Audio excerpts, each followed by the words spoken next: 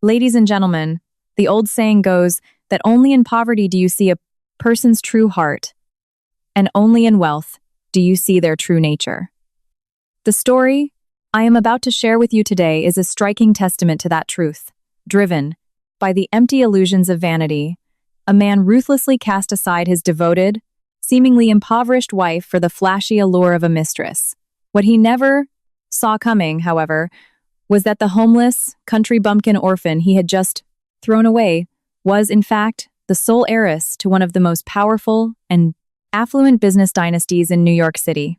I invite you to follow along as we witness the breathtaking climax of karma in action. The grandfather clock on the wall struck exactly 10 p.m. The ticking echoed loudly in the cramped, aging Brooklyn apartment, cutting through the heavy silence. I sat dazed at the small dining table, staring at a dinner that had gone cold hours ago. Today was the third anniversary of my marriage to Nathan. I had left my office job early, gone to the local market, and spent hours carefully preparing a perfect herb-roasted chicken, garlic mashed potatoes, and a homemade apple pie. The very meals he used to praise to the heavens back when we were just a couple of broke kids with big dreams. Now, the food sat under a cold, unappetizing layer of congealed gravy. My heart sank into an abyss of ultimate loneliness. For the past 3 years, I had lived a life entirely opposite to my true identity. My real name is Chloe Sterling, the only daughter of Richard Sterling, the CEO of Sterling Enterprises, a colossal conglomerate that holds the economic lifeblood of Manhattan's real estate and financial sectors in its grip. But because I craved a genuine love untainted by the shadow of a billion-dollar trust fund, I hid my background and played the role of a poor orphaned girl. My father had vehemently opposed this. It broke his heart to see his precious daughter suffer, but out of love for me, he made a pact. If, after 5 years, our marriage remained strong and Nathan proved his capability and loyalty, my father would personally host a grand vow renewal and hand over a portion of his empire to his son-in-law. This marriage carried all my youthful hopes. I had absolute faith in this ambitious guy from the Midwest, with his gentle smile and massive dreams of building his own company. I endured living in this dilapidated rental, budgeting every penny of my meager clerical salary. Behind the scenes, I secretly utilized my family's network, using shell companies to funnel highly lucrative commercial contracts to Nathan.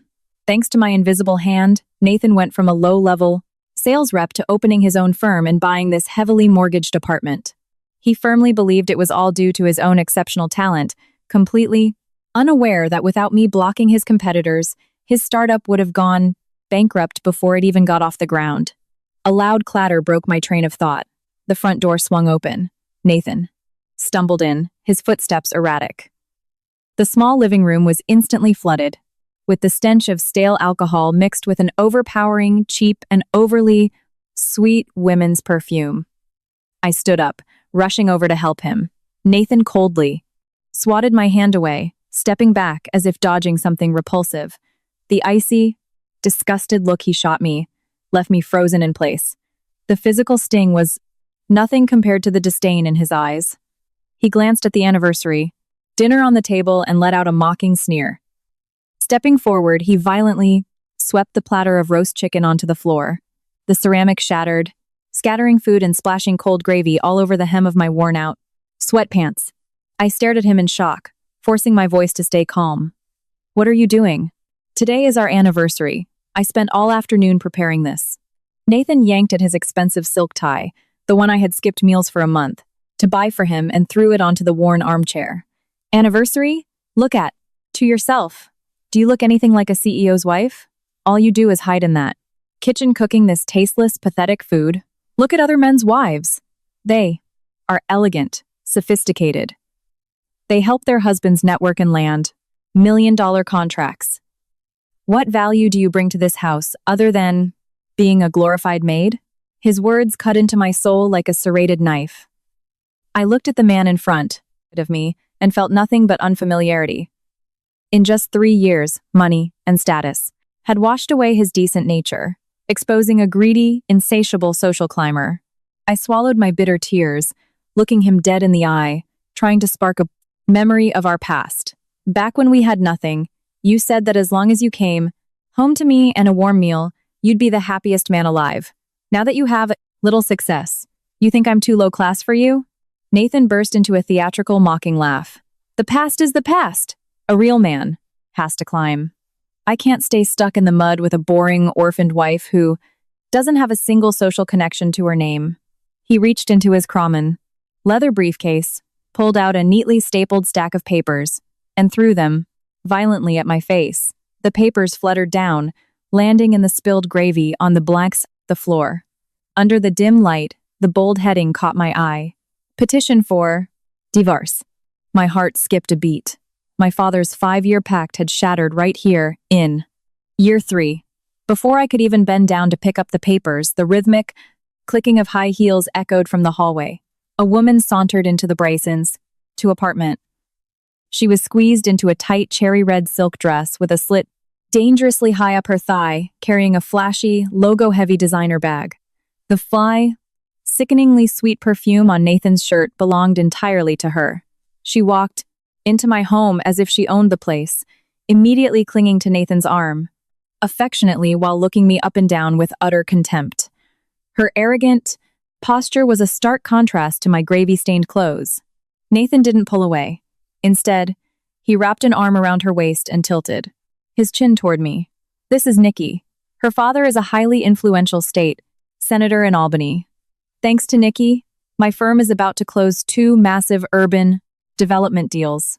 She is the kind of high-class woman who deserves to stand beside me, not a useless nobody like you.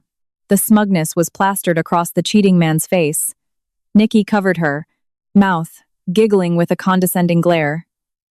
She scanned the cramped apartment, her eyes stopping at the broken dishes on the floor.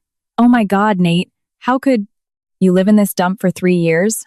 It smells like cheap grease. And look at this pathetic creature. You really have suffered. I stood perfectly still, my hands clenched into tight fists to suppress the raging fury in my chest.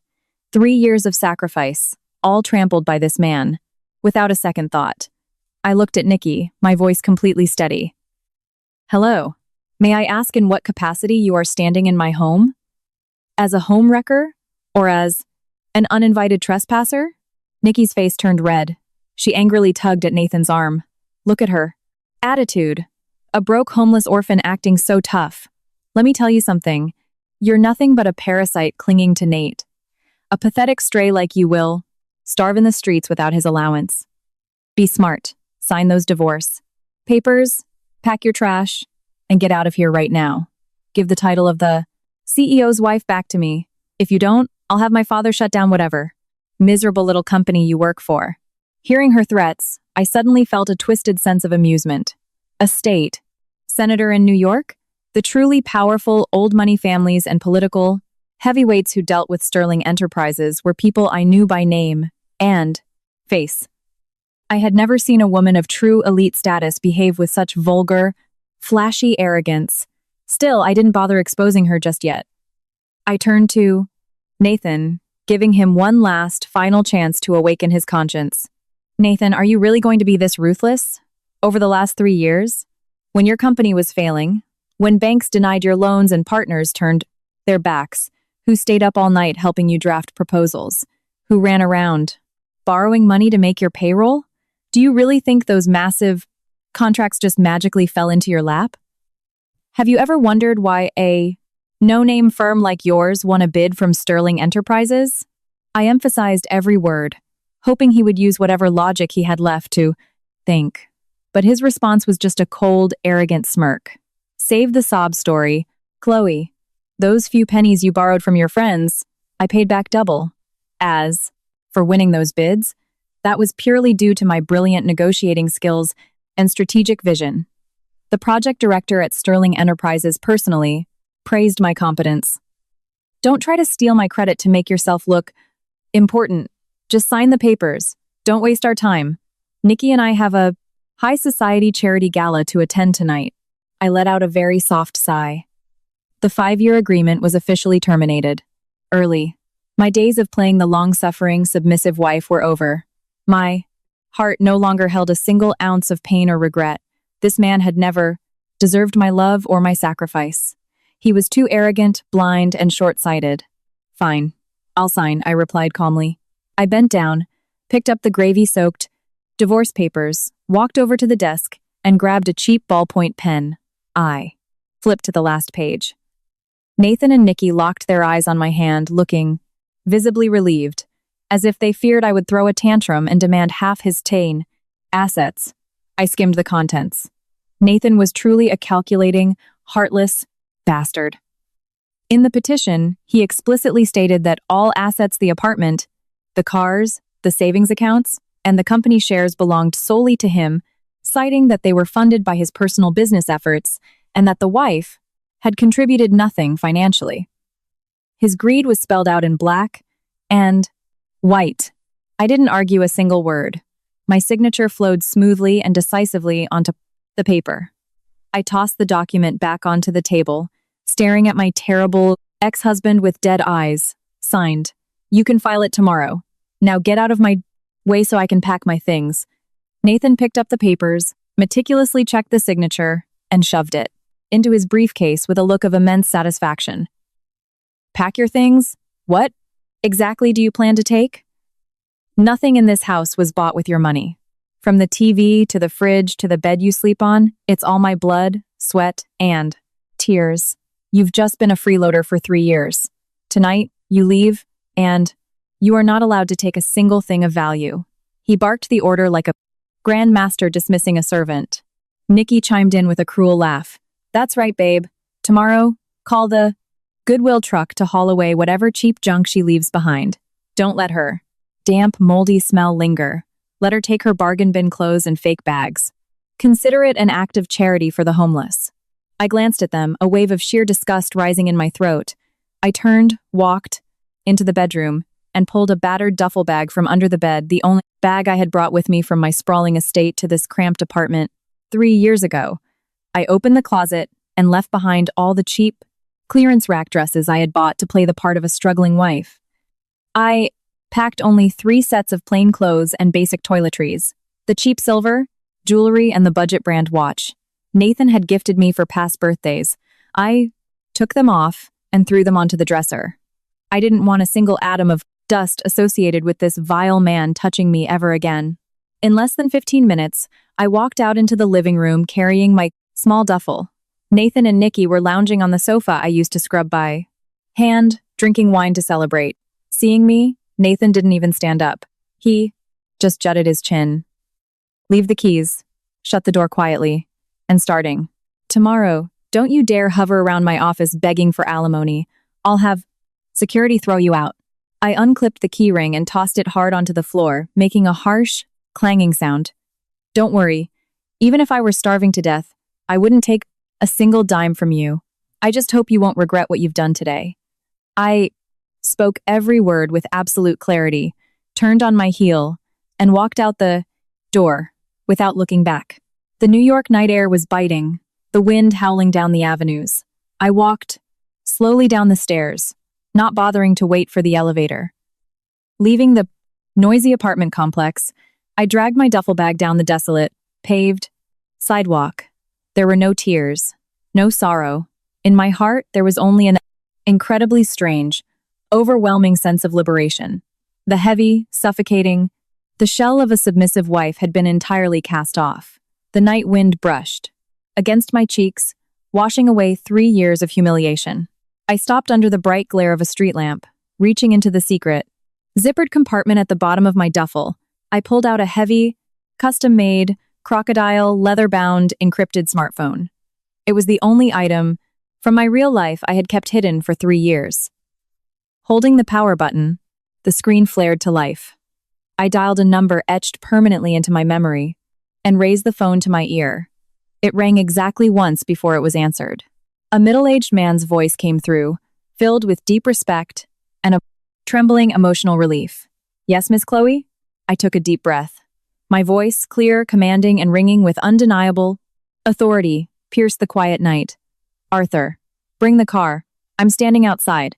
The Heights apartment complex in Brooklyn. Less than 20 minutes later, the blinding glare of LED headlights swept across the empty street. A custom, obsidian black Rolls-Royce Phantom with vanity plates glided silently to a halt right in front of me. The sudden appearance of an ultra-luxury vehicle worth nearly $500,000 outside a low-income Brooklyn housing project created a jarring contrast. A few late-night pedestrians froze, staring in shock, whispering to each other about who could possibly be getting into that car. The driver's side door opened swiftly. Arthur, our family's trusted butler, head driver who had served the Sterling family for over 30 years, hurried out. He wore an immaculate black suit, his hair heavily salted with gray. When he saw me standing alone under the streetlight in faded clothes, clutching a frayed duffel bag, his eyes welled with tears, he practically ran to me, bowing. At a perfect 90-degree angle, his voice choking up. "Miss Chloe, I am so sorry. I was late. You have suffered so much." I smiled softly, helping Arthur stand up straight. "You aren't late, Arthur. The timing is just right. Let's go home. I miss my dad." Arthur hurriedly took the battered duffel from my hands, carefully placing it into the spacious trunk, before personally opening the rear suicide door, respectfully gesturing for me to enter the cabin. Smelling the rich scent of fine leather and ambient cedarwood, the Phantom smoothly rolled forward, leaving the miserable apartment building in the rearview mirror. Sitting in the lawn, luxurious cabin, I closed my eyes, embracing the comfort I had ruthlessly denied myself for 3 years. The car glided over the bridge, heading straight toward our massive family estate in Greenwich, Connecticut. The familiar scenery rushing by brought a profound peace to my soul. The colossal, intricately wrought iron gates of the Sterling estate slowly swung open. 2 rows of private security detail in black suits stood perfectly straight along the illuminated driveway, bowing their heads in unison. As the Rolls-Royce circled the grand fountain and pulled up to the main entrance, the mansion glowed under crystal chandeliers, as imposing and majestic as a modern castle. I stepped out of the car. Waiting on the grand marble steps was my father, Richard Sterling, the chairman of the board of Sterling Enterprises. Though in his 60s, my father maintained the fierce, commanding presence of a battlefield general. His sharp features and piercing eyes, which routinely made Wall Street titans sweat, were now overflowing with tender, agonizing sorrow. Seeing me hurry up the steps, he opened his arms wide to welcome his only daughter. I ran to him, throwing my arms around his neck, the tears I had suppressed all. Night finally broke free. But these weren't tears for that cheating bastard. They were tears of reunion, of sacred family bonds. "Dad, I'm home." I was. Wrong. I never should have been so stubborn and defied you. I sobbed, burying my face into the broad, sturdy shoulder of the man who had always forgiven my stain. Every mistake. My father wrapped his arms tightly around me, his warm, calloused hand patting my back. "It's good that you're home. You're home now, my sweet girl," I told. "You, a love built on lies, will never last. I'd rather you feel this pain once, now, than spend your life with a narrow-minded, money-hungry opportunist. You've seen his true face. Consider the last 3 years an expensive lesson, one that will make you stronger."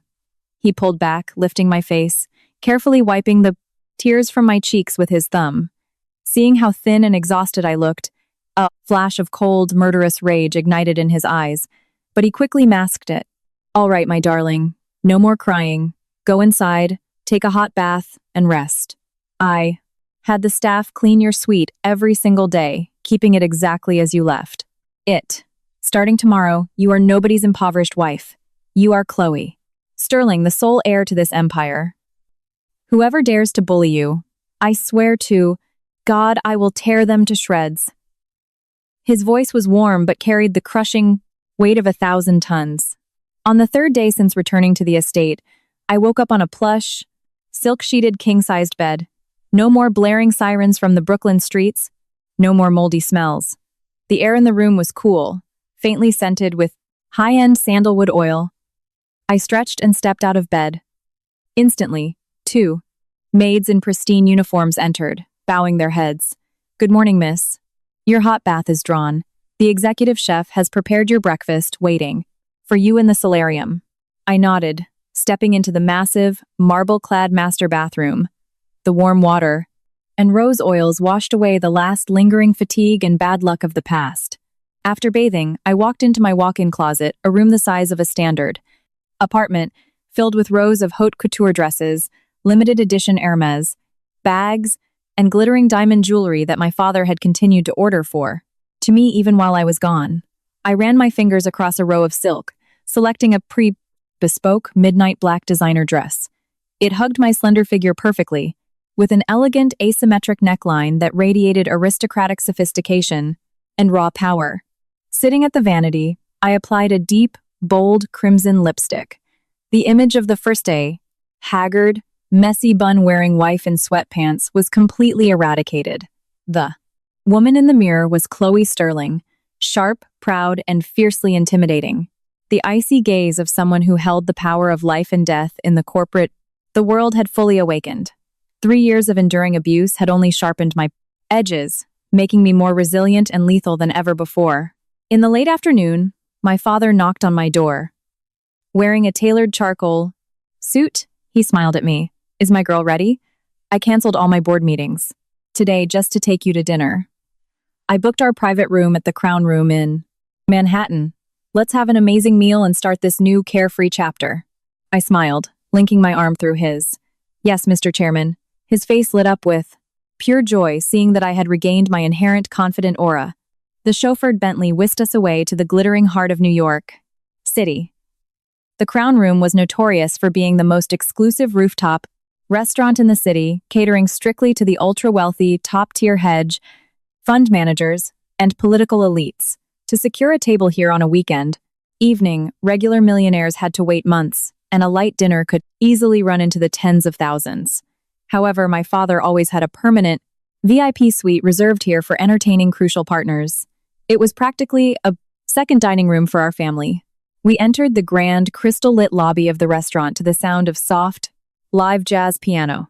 My dad and I were chatting happily, waiting for the general manager to escort us to our private suite, when a shrill, piercing voice sliced through the elegant atmosphere. "Oh my God, look who it is. Nate, isn't that the broke, homeless beggar you kicked to the curb the other night?" That obnoxious voice echoed, causing several refined guests to frown and turn their heads. I stopped, my brow furrowing slightly, and turned around. It was, true what they say. Enemies walk on a narrow path. Nathan and Nikki were standing at the reception desk. Nathan was squeezed into a shiny, off-the-rack suit, puffing out his chest to look like a VIP, but his eyes darted around, nervously in the ultra-luxurious environment. Nikki was wearing a tight, sequin dress, her makeup heavily caked on, clinging tightly to his arm. Seeing me standing next to a distinguished, wealthy older man in bespoke tailoring, her eyes lit up with a malicious, greedy thrill. She was desperate to humiliate me, to validate her own vanity. It seemed my old nightmare wasn't quite ready to let me go. The Crown Room always maintained an atmosphere of hushed, elite tranquility. The patrons were the 1%, speaking in low, measured tones. Nikki's shrieking immediately shattered that elegance. A few foreign dignitaries sipping cocktails at the nearby bar glared with obvious distaste. A waiter in a tuxedo hurried over to quiet her down, but Nikki aggressively pulled Nathan forward, marching straight toward my father and me. Nathan tried to tilt his chin up, putting on the air of a highly successful CEO. To impress his fake socialite mistress, he must have gritted his teeth and burned through a month's worth of his company's profits just to bribe the maitre for a table here. They wanted to celebrate shedding his useless, country bumpkin wife. What a ridiculously ironic coincidence. But I didn't expect the universe's timing to be this perfect. Just 3 days after the painting. Divorce. I was facing these filthy people again. My father stood beside me, his expression perfectly stoic. He narrowed his eyes slightly at the couple charging toward us. With his decades of experience, navigating the cutthroat corporate world, one glance was all it took for my duty. Father to read Nathan perfectly, a hollow, flashy fraud wearing a suit 3 sizes too big for his actual worth. He didn't speak immediately, quietly, observing how I would handle the situation. It was time to prove to my father that the naive, blindly in love girl was gone forever. Nikki stopped 2 feet away from me. Her eyes scanned me from head to toe, when she realized that the silk dress I was wearing was a one-of-a-kind haute couture piece and the clutch in my hand was heavily encrusted with real pearls. The smug smile on her face stuttered for a second. Deep, burning jealousy flashed in the mistress's eyes. But her vicious, competitive nature quickly overrode her hesitation. She tossed her overly curled hair and raised her voice even louder, to draw a crowd, determined to degrade me. Well, well. Hello, Chloe. Small world, isn't it? Just 3 days ago you were crying and begging, dragging your trashy bag out of Nate's apartment. And today, you're all dolled up in this luxury joint? Must have taken a lot of effort to find a sugar daddy to fund you so fast, huh? Nikki cackled, deliberately, emphasizing words to inflict maximum humiliation. Her intent to destroy my reputation in public was crystal clear. I kept my spine perfectly straight, maintaining a faint, polite smile. My eyes were as cold as a frozen lake, piercing right through her layers of foundation. Hello, Nikki. I'm not sure where you got your information about me crying and begging. Usually, when one removes an obnoxious obstacle from their life, they feel pure relief.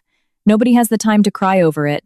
As for where I am or what I wear, I'm afraid someone whose entire existence revolves around picking up other people's garbage doesn't have the qualifications to judge me. My retort was softly spoken, but it cut to the bone. Nikki was hit right in her insecurities. Her heavily powdered face flushed a violent red. Her eyes widened, and she pointed a neon red manicured finger directly at me and my father. Her hand trembling with uncontainable rage. Watch your mouth, you bitch. You think putting on an expensive dress makes you high class? Everyone knows exactly what you are. A broke, orphaned parasite who leeched off her husband for 3 years. Now that you've been kicked to the curb, you're using that worn-out body to seduce rich old men. You play the victim, but you're just a gold-digging whore clinging to a sugar daddy. What? Gives you the right to lecture me? Nikki shrieked, her voice bouncing off the marble walls, making sure every high-profile guest heard her.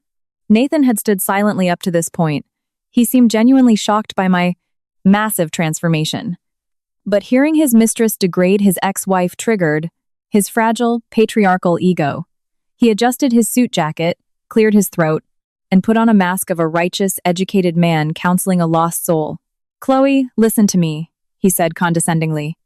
Even though we're divorced and have no ties left, out of pity for our past, I'm going to give you some sincere advice. There's dignity in honest poverty. If you have no skills and no education, go work as a janitor or a factory worker. Why would you degrade yourself to this shameful profession? Don't think that hooking up with men with a little money means you can hold your head high. They just see you as a cheap toy for the night. Drop this vanity and find some self-respect. Nathan sighed, a look of fake, theatrical pity on his face, shaking his head with ultimate disdain. He truly believed he was standing on the moral high ground, lecturing a fallen woman. He was completely oblivious to the fact that the rich old man he was insulting was standing right in front of him, radiating an aura of lethal, suppressed fury. His blindness had completely overridden his basic survival instincts. Hearing my worthless ex-husband preach morality to me, I suddenly found it so absurd I almost laughed out loud. Their sheer ignorance and narrow worldview were beyond my imagination. They lived at the bottom of a well, believing they were the sky, judging the universe from their tiny, pathetic vantage point. My father stood beside me, his breathing slowed, his large, powerful hands, hidden in his tailored trouser pockets, clenched into tight fists. The veins bulged against his skin, a clear sign his rage had reached its absolute limit. Richard Sterling, the billionaire titan who commanded respect from Wall Street, tycoons and Capitol Hill politicians alike, was being called a sugar daddy by a wet-behind-the-ears nobody and a vulgar tramp. I knew the biggest hurricane of Nathan's life was about to crash down on his head. His entire world was seconds away from annihilation. The lobby fell into a terrifying, dead silence. Even the soft jazz piano couldn't cut through the thick, suffocating tension. The eyes of every billionaire and dignitary in the room were locked onto us. Some were curious, some disgusted by the low-class screaming match, and some were squinting at the reeded, imposing, distinguished man standing next to me, trying to place his familiar face. The crowd's curiosity only heightened the theatrical absurdity of the Pruse's moment. I didn't lose my temper, nor did I scream back like a cornered victim. Instead, a cold, arrogant smile bloomed on my lips. I casually turned to my right, affectionately looped my arm through the sturdy arm of the man beside me, and rested my head lightly on his shoulder. My voice rang out, clear, crisp, and driving into the eardrums of the gloating couple like a nail. I decided to lay my cards on the table right then and there. Dad, did you hear them? They think you're my sugar daddy. You have to admit, my taste in men 3 years ago was absolutely atrocious.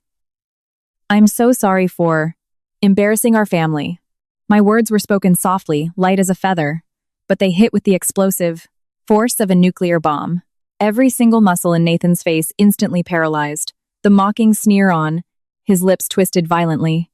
He blinked rapidly, desperately trying to process the words his brain had just received. Nikki froze beside him, her heavily lined eyes bugging out, staring at me like I was an alien life form. They couldn't. I believed their own ears. At that exact moment of deathly silence, the ping of the private VIP elevator echoed loudly. Rapid, panicked footsteps shattered the quiet. Mr. Harrison, the general manager of the Crown Room, a man famous in New York for his unflappable, icy professionalism, was sprinting toward us, sweat visibly beading on his forehead. Behind him, a wall of 4 massive security guards in black suits pushed through the crowd to clear a path. The sheer panic radiating from the general manager telegraphed the absolute supreme status of the man standing next to me. Mr. Harrison ignored Nathan and Nikki entirely, lunging straight toward us. He bowed at a sharp 90-degree angle, his voice trembling with a mix of deep reverence and sheer terror. Mr. Sterling! Miss Chloe! 1,000 apologies, sir. This is a catastrophic failure on our staff's part. We failed to secure the lobby and allowed these classless, vulgar individuals to trespass and disturb your precious evening. I beg your forgiveness, Chairman Sterling. Your private suite is fully prepared. Please, allow us a moment to dispose of these uninvited nuisances. The loud, crystal-clear declaration from the GM of Manhattan's most exclusive restaurant echoed off the marble walls. It wasn't just an apology. It was a death sentence for the last shred of Nathan's pathetic pride. The play had reached its most satisfying climax. If there were a meter to measure pure shock and horror, Nathan's face would have broken it. His knees shook so violently he could barely stand. His jaw dropped, his breathing turning into shallow, ragged gasps. His eyes bulged as he looked from the bowing GM to my father's cold, majestic face, and finally landed on the Plostin Anua. Mocking, half-smile on my lips. He was frantically searching his brain for a logical explanation for this impossible nightmare. Mr. Sterling. Miss Chloe. Chairman. Those powerful titles rang like a death knell in his ears. His brain spun wildly, trying to connect the dots. The face of this older man. He had seen it before. Yes, on the cover of Forbes magazine last month, on CNBC primetime segments. That was Richard Sterling, the prated, all-powerful chairman of Sterling Enterprises, a man who controlled billions of dollars, a deity in the business world whom Nathan worshipped and fantasized about meeting just to beg for a crumb of a contract. But because Nathan was so far down the food chain, he never had the privilege of seeing him in person. And that supreme titan of industry, the chairman he dreamed of kneeling before, was the man he had just called a sugar daddy. Worse, infinitely worse, the country bumpkin, orphaned, useless wife he had so ruthlessly thrown onto a street last night was the heiress, the sole inheritor of that multi-billion-dollar empire. The shock was too much for a greedy, short-sighted social climber to endure. The calm and brutal truth struck him like a lightning bolt to the skull, incinerating his arrogance and delusions of grandeur. He stumbled backward, his face as pale as a corpse. He muttered deliriously, his voice a choked, distorted whisper. No, this is impossible. It can't be real. Chloe is an orphan. Mr. Harrison, you have the wrong people, right? His desperate denial hung pathetically in the air. Nikki was thrust into a state of total panic. She dug her sharp acrylic nails fiercely into Nathan's arm, piercing his suit jacket. Nate, what is going on? What is that manager talking about? How the hell is she a Sterling heiress? Say something. Her fake elite persona crumbled completely as her reality collapsed. Nathan couldn't answer. His mind was playing a rapid highlight reel of the last 3 years. The massive, multi-million-dollar contracts that miraculously fell into his no-name startup's lap. The banks that suddenly approved unsecured, high-limit credit lines. The heavyweight competitors who mysteriously withdrew their bids, leaving the path clear for him. He had arrogantly believed he was a prodigy, blessed by God, but now, staring at the aristocratic, terrifyingly powerful woman in front of him, he tasted the bitter ash of truth. There was no luck. Every single thing he owned, his money, his status, his reputation, was carefully orchestrated and spoon-fed to him from the shadows by the very wife he despised. Without the invisible shield of the Sterling family, he was nothing but a speck of dust on the streets of New York. He would forever be a miserable salesman scraping by. My father slowly pulled his hands from his pockets. His usual calm demeanor vanished, replaced by the crushing, wrathful presence of a father protecting his only child from vermin. He took a slow, deliberate step forward, closing the Blas Libria 9 distance to Nathan. Every step he took seemed to suck the oxygen out of the room, emitting an invisible, crushing pressure that made everyone present hold their breath. The image of the billionaire shielding his daughter was awe-inspiring. Nathan trembled, looking up. He opened his mouth, trying to stammer out an end apology or some pathetic excuse. Mr. Chairman, please let me explain. This is all a huge misunderstanding. My father didn't lift a finger. He simply slammed the tip of his silver-handled walking stick into the marble floor with a deafening crack. The sheer lethal authority in his eyes made Nathan flinch so hard his knees buckled, and he collapsed onto the cold stone floor. Nikki screamed in terror, scrambling backward, terrified of being caught in the crossfire. She abandoned her lover on the floor, where he clutched his face in horror. The entire lobby was dead silent. My father stood perfectly straight, his eyes like razors slicing into the despicable man on the floor. His voice boomed, deep, authoritative, and heavy with judgment. You dared to bully my daughter. You dared to insult the bloodline of the blood Sterling family. For 3 years, because my daughter blindly believed in love, she lowered herself to live in squalor with you. She tore her own heart out, using her family's power to pave the way, propping a useless, incompetent fool like you up to the position of CEO, and you repaid her by biting the hand that fed you. You open your mouth and brag about your talent and your career? Fine. I will show you exactly what your talent is worth without the Sterling family backing you. Starting tomorrow, you will learn what it feels like to lose. Absolutely everything. You will learn what it means to fall from the penthouse straight into the abyss of total bankruptcy. With that, my father turned to the terrified general manager. Mr. Harrison, from this day forward, I do not want to see these 2 pieces of trash in any restaurant, hotel, or commercial property owned by or partnered with Sterling Enterprises. Throw them out immediately and disinfect the air they breathed. Yes, Chairman, right away, sir. Mr. Harrison practically shouted, sweating profusely. He frantically signaled the security team. 4 massive bouncers descended, violently hauling Nathan up by his armpits and grabbing Nikki to drag them out. Chloe, I was wrong. Please forgive me. Mr. Chairman, have mercy. Nathan's pathetic, hysterical screams echoed down the corridor as he was dragged out the grand doors and hurled down the front steps, right in front of dozens of elite guests who pointed and laughed at the spectacle. Nikki was tossed out just as ruthlessly. The heel of her stiletto snapped, and she tumbled onto the pavement in a humiliating heap, a total wreck. My father pulled a silk pocket square from his suit, slowly wiped his hands as if he had touched something diseased, and tossed the silk into a nearby brass trash can. He turned back to me, the ice in his eyes instantly melting into warm, paternal affection. The trash has been taken out. Let's go eat. Sweetheart, don't let vermin ruin our appetite. I smiled radiantly, taking my father's arm as Mr. Harrison bowed and led us into the private VIP elevator. The punishment had only just begun. The darkest days in the lives of those betrayers were waiting just over the horizon. A suffocating doom had locked onto plastics. Nathan's fate. The next morning, the Manhattan skyline was clear and bright, but inside, Nathan's corner office. It felt like a Category 5 hurricane had made landfall. Through my father's extensive intelligence network and his elite team of executive assistants, I sat comfortably in my new sprawling corner office on the top floor of Sterling Tower. I sipped hot Earl Grey tea while my assistant, Liam, gave me a minute-by-minute brief on the carnage, referring to me with deep respect as Vice President Sterling.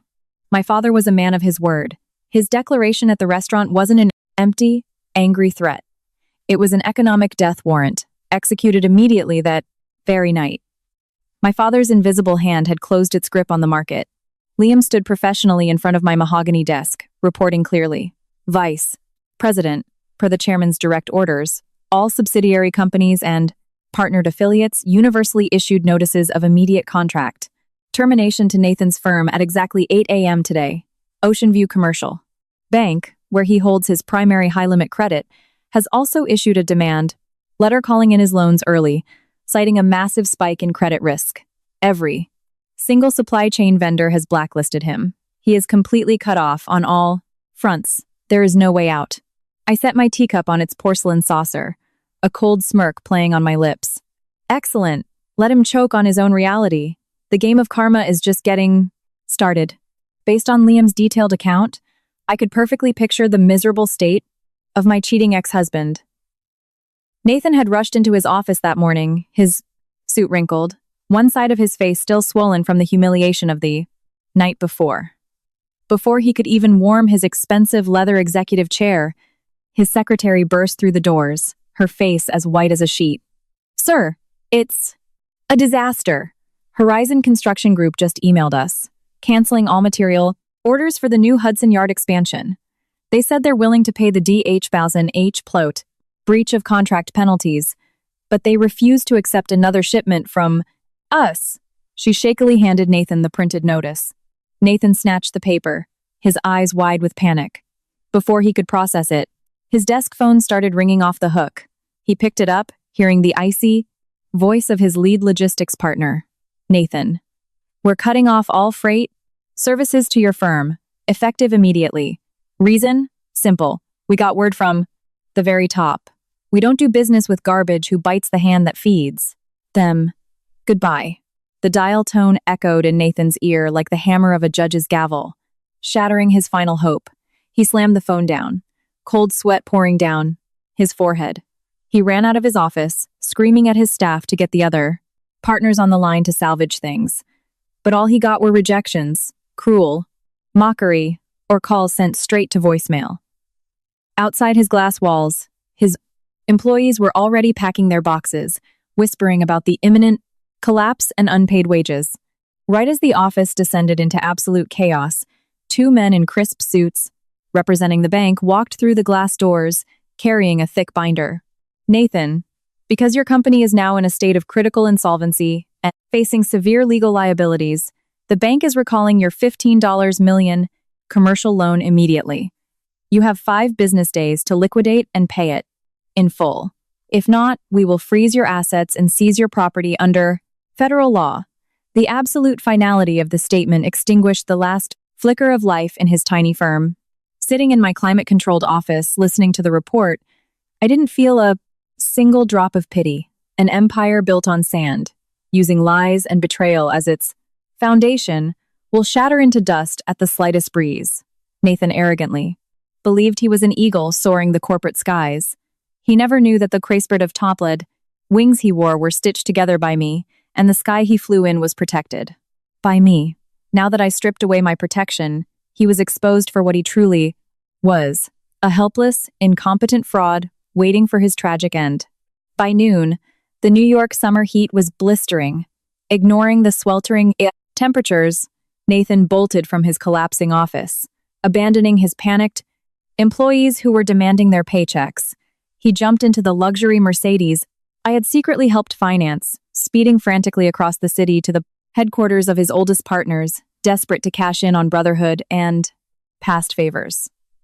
Survival instincts drove him to cling to any floating debris he could find. His primary target was Tom Mitchell, the CEO of the largest commercial supplier in the tri-state area. Tom had been his blood brother, a guy he drank with, partied with, and swore lifelong loyalty to. Nathan firmly believed that with their deep bond, Tom would throw him a lifeline. Nathan was dead wrong. The moment he stepped into the lobby of Tom's corporate headquarters, security guards immediately blocked him, ordering him to leave. Nathan lost his mind, screaming Tom's name until the middle-aged CEO finally walked out of the elevators. Tom looked at Nathan with icy detachment mixed with profound disgust.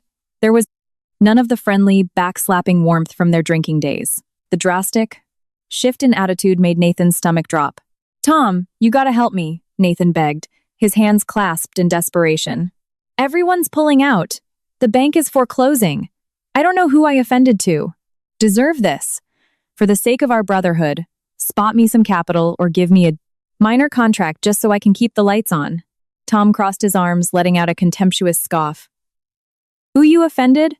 You're blind as a bat, Nathan. Did you honestly think your rinky-dink startup was valuable enough for me to lower myself and sign a contract with you? Do you?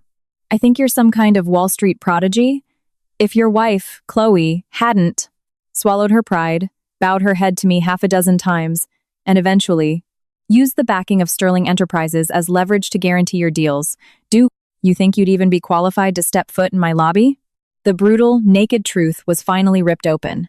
Tom's words stabbed into Nathan's chaotic brain like a rusted knife.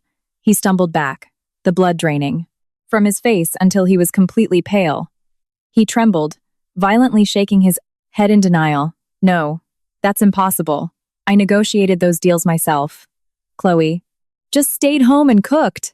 How could she have that kind of power?" "You are a pathetic, worthless joke," Tom snarled, stepping into Nathan's personal space and pointing a finger right between his eyes. "Do you think multi-million-dollar corporations just randomly toss money at a nobody like you? Every single thing you have today, from the car you drive, to the CEO title you flaunt, to the fat contracts you brag about, was pure Sterling family money, funneled down to prop you up. We only did business with you as a favor to Chairman Sterling and Miss Chloe. And now, you kick her to the curb and act like an ungrateful dog? What gives you the right to demand charity from us? Get your garbage out of my building. Don't dirty my floors." Tom turned on his heel and walked back to the elevators, leaving Nathan frozen, like a statue in the grand lobby. The venomous words reflected the crushing reality, entirely obliterating the fake shell of pride Nathan had worn for years. His knees buckled, and he dropped to the marble tiles, staring blankly into the void. His arrogance, his patriarchal superiority, his bragging about in his genius, it all snapped back and slapped him in the face with utter humiliation. He realized he was never a king building his own kingdom. He was just a puppet dancing on a stage built by the wife he despised. The sheer bitterness of the truth tore at the cheating man's soul. After being thrown out of Tom's building, Nathan dragged his heavy, soulless body back to his car. His mind spun in a vortex of despair. Suddenly, a spark of hope ignited. Nikki, his sweet high-class mistress, the daughter of the powerful state senator. He remembered Nikki's honeyed promises to bring him state-funded zoning contracts worth hundreds of millions. In his darkest hour, Nikki became his final lifeline. Just last week, he had transferred $2 million in cash to her, the very last drop of liquidity his company had so she could wine and dine political contacts. That money was now his only hope for survival. Nathan slammed on the gas, speeding to the luxury Upper East Side condo, rented for Nikki as their love nest. He sprinted into the elevator, his hands shaking violently as he hit the button. When the heavy oak door swung open, the sight inside froze him in his tracks. Nikki wasn't wearing her usual seductive silk lingerie to welcome him. The apartment was trashed. Clothes and shoes were everywhere. Nikki was frantically stuffing designer bags, jewelry, and cash into a massive Louis Vuitton trunk. She was dressed in sweatpants, a hoodie zipped all the way up, and a baseball cap pulled low over her face. She looked exactly like a thief, making a desperate getaway. "Nikki, what are you doing? Where are you going?" Nathan panicked, grabbing her wrist tightly. "My company is going under. Call your dad right now. Tell the senator to intervene and transfer that $2 million back to my account. Immediately. I need it to pay the bank before they seize everything," he fired, off his demands in a desperate frenzy. Nikki violently ripped her arm out of his grip. She stood up straight, glaring at him with a sneer. The affectionate, seductive gaze was entirely gone, replaced by the cold, calculating glare of a hardened con artist. Her true nature was finally exposed. Call my dad? The old drunk died in a trailer park 5 years ago. Try using an Estine. Ouija board! She yelled, making zero effort to hide her identity anymore. As for your 2 million, I blew it all, paying off my casino debts and buying bags. There's nothing left for you. Nathan's eyes bulged in absolute horror. What are you saying? Your dad is dead? What about the state contracts? The political connections? You lied to me? His final pillar of hope crumbled into dust. Yeah, no shit. I lied to you, you absolute moron. Nikki cackled, the shrill laughter dripping with mockery. Did you really think you were a catch? If you weren't throwing money around like a desperate idiot, you think I'd look twice at a cheap, boring loser like you? I thought you were an actual self-made millionaire, but turns out you were just a parasite living off your wife. When I heard that chairman declare war on you at the restaurant, I knew you were dead. Meat. You're broke. Why the hell would I stick around and suffer with you? Get out of my way. Her words took a sledgehammer to Nathan's hollow ego. Before he could react, Nikki shoved him hard into the wall, grabbed the handle of her trunk, and sprinted for the door. The ugly, filthy truth was laid bare. The high-class elite soulmate he worshipped was nothing but a low-level parasite who preyed on horny, gullible men.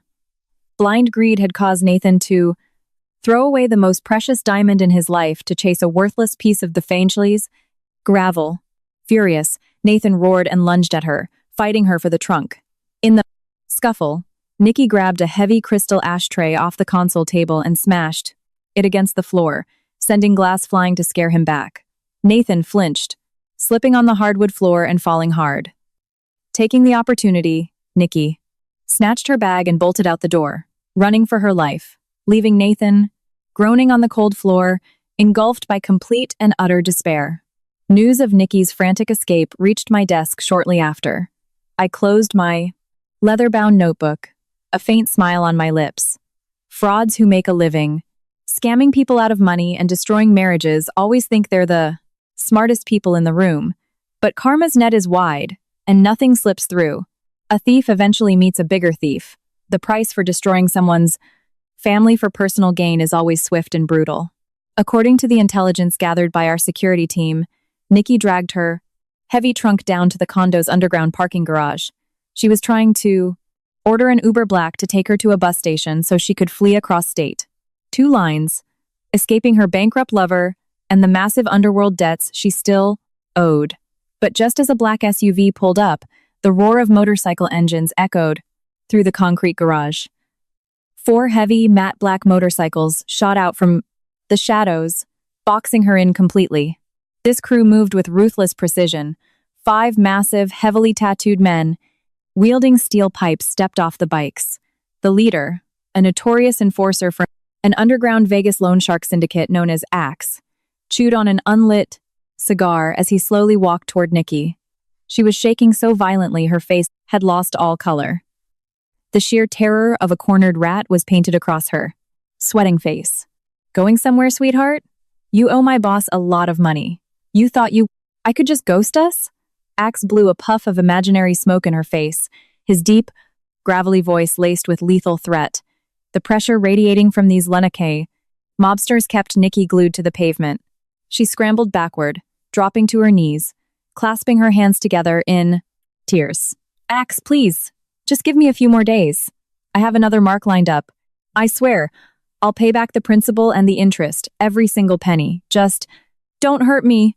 Her desperate begging was pathetic. Axe took a step forward, his eyes going wide with manufactured rage, making Nikki shriek in panic. Her knees gave out, and she slumped onto the greasy concrete floor of the garage. A few days? You borrowed 10 million from us, went to the tables, faked being a politician's kid to scam dumb businessmen. And now your fake ATM is bankrupt. Where the hell are you going to get the money? Axe barked, signaling his crew. They didn't fall for her crocodile tears for a second. The men violently ripped her trunk open, dumping its contents onto the filthy floor. Expensive clothes, designer bags, and jewelry scattered everywhere. Axe pointed at the pile with his steel pipe. Confiscate all this fake garbage, sell it for whatever it's worth. And you take off that watch, the necklace, whatever you got on. Hand it over, don't make me get physical.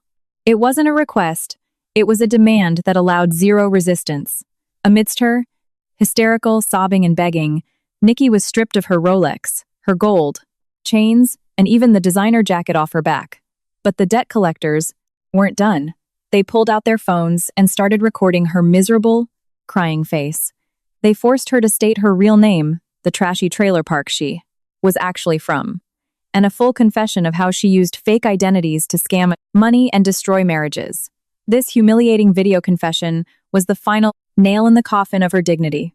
Within hours, the video was uploaded to X, TikTok, and Instagram, going viral. Instantly, Nikki became the target of public rage and merciless internet mockery. The elite socialite was exposed as a filthy, desperate scammer. Stripped of her money and her fake pride, kicked out onto the streets, she became a homeless fugitive, hiding in shadows, terrified that the loan sharks would come back to collect a pound of flesh. I watched the video play on my iPad and calmly hit the power button. What goes around comes around. The price for vanity and dirty tricks is total, irreversible destruction. A week passed since that fateful night at the Crown Room. For me, it was just a week of adjusting to my intense new schedule. In my new executive role, I attended board meetings and signed off on massive strategic investments. The workload was heavy, but my mind was incredibly peaceful and clear. For Nathan, however, those 7 days felt like a century of torture. He was dragged from the pinnacle of his ego straight down into the dirt. Fate had entirely turned its back on the worst man I ever knew. His company was officially sealed off by federal marshals, declaring Chapter 11 bankruptcy with massive debts he could never repay. The luxury penthouse he brought was seized by the bank. The locks changed in the middle of the night. His Mercedes was towed right off the street by repo men to cover his miscellaneous loans. Nathan lost absolutely everything. No home, no money, no friends, and not even the mistress he was so obsessed with. He had become a literal vagrant. His clothes were filthy and torn, his beard overgrown and matted, his face gaunt from days of starvation and sleeping rough. At night, he huddled under overpasses or in abandoned subway entrances to escape the biting New York wind. By day, he wandered the streets, digging through trash for half-eaten bagels or begging pedestrians for spare change. The whiplash between his fake, glorious past and his brutal reality was driving him to the brink of insanity. In a moment of sheer desperation, a tiny, delusional spark of hope lit up in Nathan's mind. He thought of me. He remembered how submissive, patient, and gentle I was during our 3 years together.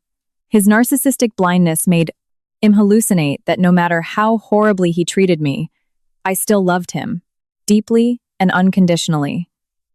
He convinced himself that the punishment he received was just my father's temporary rage, and that I, the weak, soft-hearted girl, would eventually forgive him if he just begged hard enough. He decided to gamble his absolute last shred of dignity on his own shamelessness. It was the frantic, flailing attempt of a drowning man. Late Friday afternoon, the fading sun cast long shadows over the Manhattan skyscrapers. I wrapped up my work, picked up my Birkin bag, and walked down to the grand lobby of Sterling Tower. Arthur had the black Rolls-Royce parked right outside the heavy glass doors. As I walked out, the security detail swiftly opened the car doors, bowing respectfully. Everything operated with the flawless precision of high society. Just as I was about to step into the car to merge into the bustling city, traffic, a skeletal, filth-covered figure, lunged out from the blind spot near the security booth. The screech of tires echoed loudly as Arthur slammed the brakes, burning rubber onto the asphalt. The massive grille of the Rolls-Royce stopped inches away from the deranged man. The sudden chaos startled everyone on the sidewalk. Chloe, it's me. It's Nate. Please open the door. I just need to talk to you." The desperate, shrieking wail pierced the calm atmosphere. Through the bulletproof, heavily tinted glass, I clearly saw Nathan's gaunt, mud-smeared face. He slammed his forehead against the pristine hood of the car, his filthy hands banging wildly against my window. The building's security team immediately realized what was happening, blowing their whistles. A squad of massive guards in black suits rushed out, violently yanking the raving lunatic away from the vehicle. His actions were those of a madman desperately trying to glue together a shattered fantasy. Nathan kicked and thrashed, constantly whipping his head back toward the dark. Windows of the car screaming my name. His pathetic state had hit rock bottom. He hadn't just lost his wealth and pride. He had lost his basic human dignity. I sat silently in the back seat. My expression didn't shift a millimeter. My eyes swept over the miserable man like looking at a block of ice. This farce needed to end, once and for all. I tapped Arthur on the shoulder, signaling him to hold position.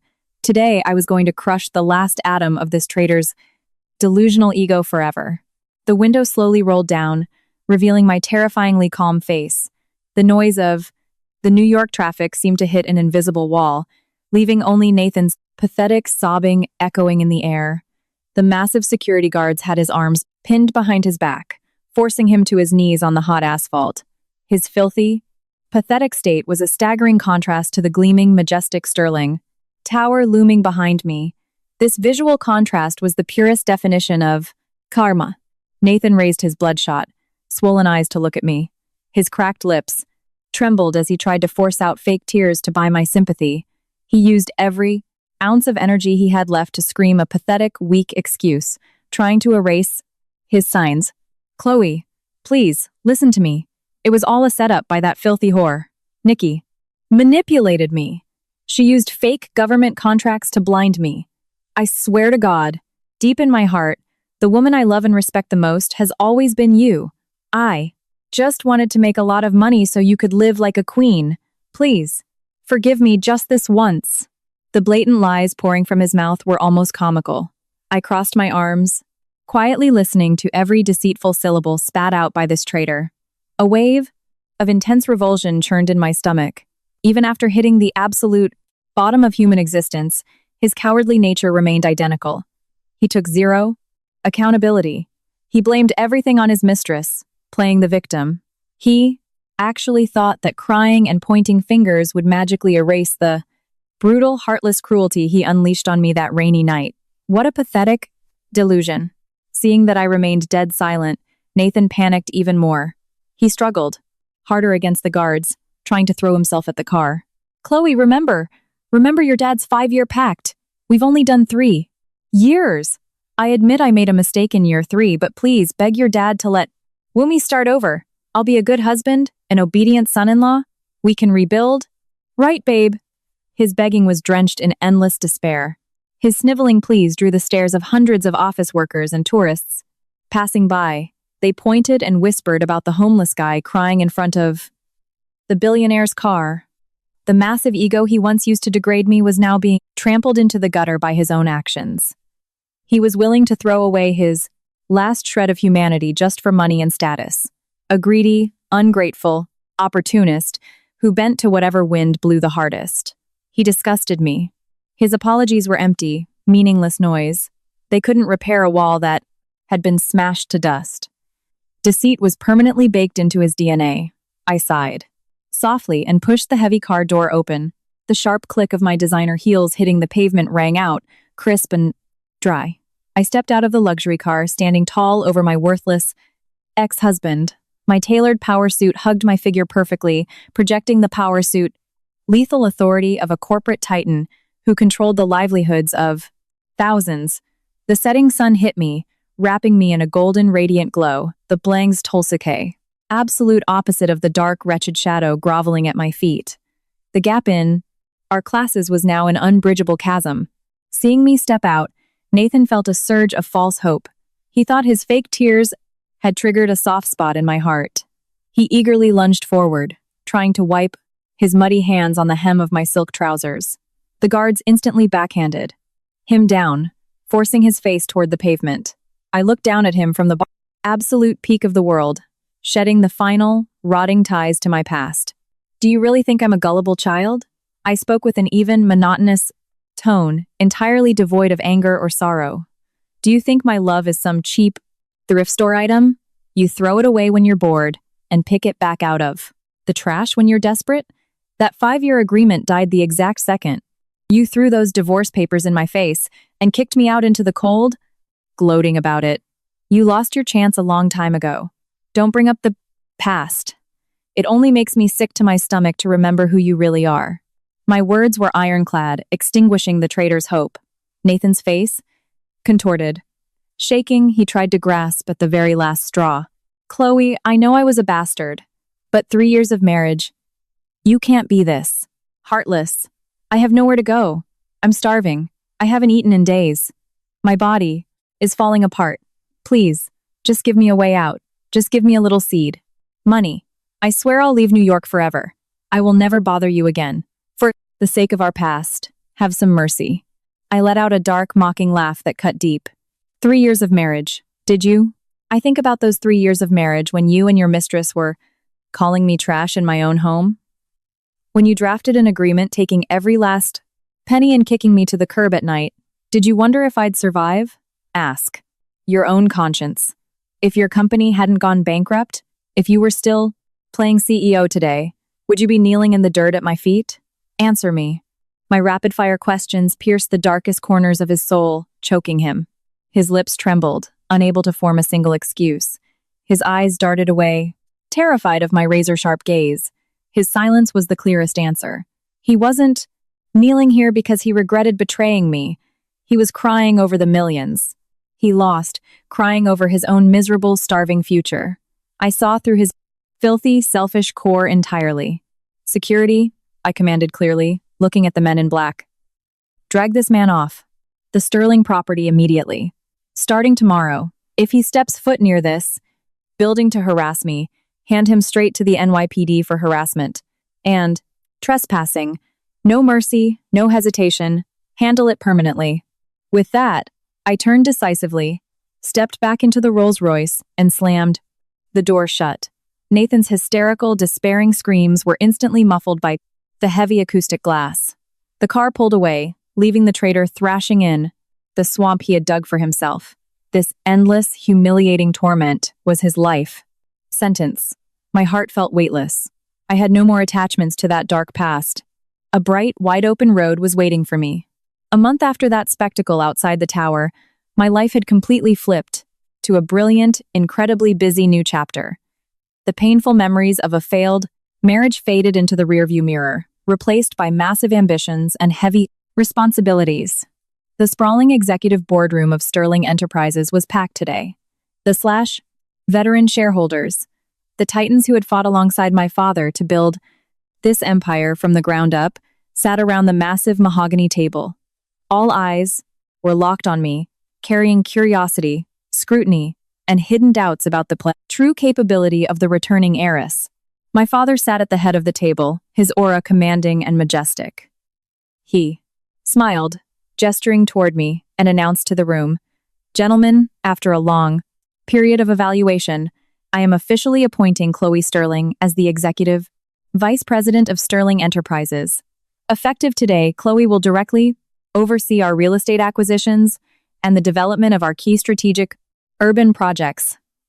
This decision was not made lightly. A polite round of applause echoed, but the lingering hesitation was palpable. Charles, an older, highly influential board member, cleared his throat and asked, bluntly, "Chairman, we all know Chloe is highly educated, with degrees from top Ivy League institutions, but for the last 3 years, she has been entirely absent from the battlefield. Handing the core operational division to someone without recent boots-on-the-ground experience, isn't that a massive risk to our shareholders' equity?" Charles's concern was valid, born from a desire to protect the company. I had anticipated this exact reaction. In the eyes of these conservative veterans, I was just a housewife who spent 3 years playing house. I didn't flinch. I stood up, radiating calm confidence, walked to the massive digital projector, and signaled my assistant to load the presentation I had stayed up nights perfecting. Today was the day I proved the blood of a Sterling ran in my veins. "Charles and members of the board," my voice rang out, crisp and authoritative. "Real-world experience isn't just measured by sitting in an air-conditioned desk. Office. For the last 3 years, while my name wasn't on the public filings, every single successful commercial bid won by our affiliated partners in the outer boroughs was personally analyzed, risk-assessed, and priced by me. I know the deepest, most volatile currents of the current market better than anyone. My ironclad assertion caught the room off guard. The screen lit up with highly detailed revenue growth charts and hyper-specific municipal zoning maps. I delivered a flawless, aggressive 5-year strategic vision aimed entirely at acquiring the distressed assets of rival firms that had recently filed for bankruptcy. I presented transparent cash flow projections and airtight inflation hedging strategies. Every argument was backed by brutal, factual data, completely obliterating any notion that I was just a spoiled heiress, coasting on daddy's money. My strategic intellect completely won over the room of grizzled veterans. The boardroom went from skeptical murmurs to dead silence. They were hooked on the word. Charles took off his reading glasses, a genuine smile of admiration forming. The apple truly doesn't fall far from the tree. The chairman's daughter possesses a lethal instinct for business. Your logic is bulletproof. Your vision is spectacular. I fully back this appointment without hesitation. Nods of strong approval rippled around the table. The meeting ended with roaring, genuine applause, fully acknowledging my leadership. My father looked at me, bursting with pride. I knew that from this moment on, the shadow of the submissive wife was dead and buried. I was Chloe Sterling, Executive Vice President, holding real power, ready to weather any storm the cutthroat corporate world threw at me. A glorious future was rolling out beneath my feet. New York was moving into the winter months, the air turning crisp, bringing the chaotic energy of high society holiday galas. Tonight, Sterling Enterprises was the primary sponsor for a massive charity ball, hosting hundreds of VIPs, politicians, and the biggest hedge fund managers in the city. The gala was held in the grand ballroom of the Plaza Hotel, under cascading crystal chandeliers and the sweeping notes of a classical orchestra. The air smelled of expensive perfume and massive impending business deals. I made my entrance in an emerald green, one-shoulder couture gown that highlighted my tall silhouette and the proud, icy aura of an elite executive. My official ascension to leadership had made me the darling of the financial press. Greetings and champagne flutes came at me nonstop. I handled it all with calm, poise, maintaining a perfectly measured smile, smoothly navigating the networking to solidify the empire's standing. My sharp social skills earned me perfect marks from the city's elite. Needing a break from the suffocating networking, I stepped out onto the windswept balcony to catch my breath. A deep, warm male voice spoke from behind me. Good evening, Vice President. Sterling, your speech earlier regarding sustainable, eco-friendly urban development was incredibly impressive. It shows a strategic vision that is both highly profitable and deeply humane. The sincere, refined compliment caught my attention. I turned to meet the sharp, highly intelligent eyes of a man in his mid-30s. He wore a perfectly tailored midnight blue tuxedo, his tall, athletic frame projecting absolute stability. This was Carter Hayes, the CEO of a massive international tech and B-key real estate conglomerate, a highly sought-after partner my father had been trying to lock down. Carter was famous in the city for being calm, brilliant, and entirely self-made. He built his empire from scratch using sheer intellect, relying on zero family money. His quiet confidence was magnetically attractive. Thank you, Carter. You're too kind. It's simply the inevitable direction the market is heading, and any smart firm needs to get ahead of the curve. I smiled, softly, raising my champagne flute in a toast. My smile was confident, but completely lacking the arrogance of old money. We fell into a conversation effortlessly. Unlike the trust fund boys who bragged about their cars, or the men who used empty flatteries to flirt, Carter engaged me on macroeconomic policies and the volatile complexities of the global financial markets. His razor-sharp intellect, deep knowledge, and gentlemanly demeanor made me feel incredibly comfortable and stimulated. Every counterpoint he made was constructive, showing absolute respect for my intelligence. The conversation drew me in deeper and deeper. They often say beautiful women rarely possess top-tier executive talent. Carter smiled, his eyes filled with genuine admiration. But speaking with you, tonight, I realize how incredibly wrong that cliché is. You're like a rose with iron thorns. You have an absolutely brilliant strategic mind. I sincerely hope our two firms can forge a deep partnership and create massive value in the Porta-Q coming year. His validation meant the world to me. The harmony in our thinking, the fact that he valued my brain rather than just my appearance, made my heavily scarred heart skip a gentle beat. I saw the stark, night and day difference between a boy who wears a suit to hide his insecurities and a true, mature man who has the strength to protect and stand shoulder to shoulder with his partner through the spade storms. This chance encounter opened a warm, blindingly bright new chapter in my life. Time waits for no one. A year had passed since the hurricane of karma wiped the karma liars off the map. To the elite business world, a year meant billion-dollar contracts and massive infrastructure projects completed for the good of the blanks city. But to Nathan, the past year was an agonizing eternity of hell. Living in abject poverty and crushing humiliation, he had lost his most priceless treasure due to his bottomless greed. Nathan was now a day laborer, hauling bricks and cement at a construction site. In Staten Island, ironically, the exact plot of land his company had tried to bid on a year prior. His hands, which he used to manicure and use only to sign contracts, were now calloused, split, and bleeding from carrying heavy rebar. His back was permanently hunched. He looked a decade older, his face gaunt and weathered black by the harsh sun and freezing wind. The site foreman constantly screamed at him and docked his meager pay for being too slow and weak. At night, he huddled in a damp trailer, gnawing on stale bread, his joints screaming in agony. Through the grapevine of the streets, he had also heard about Nikki.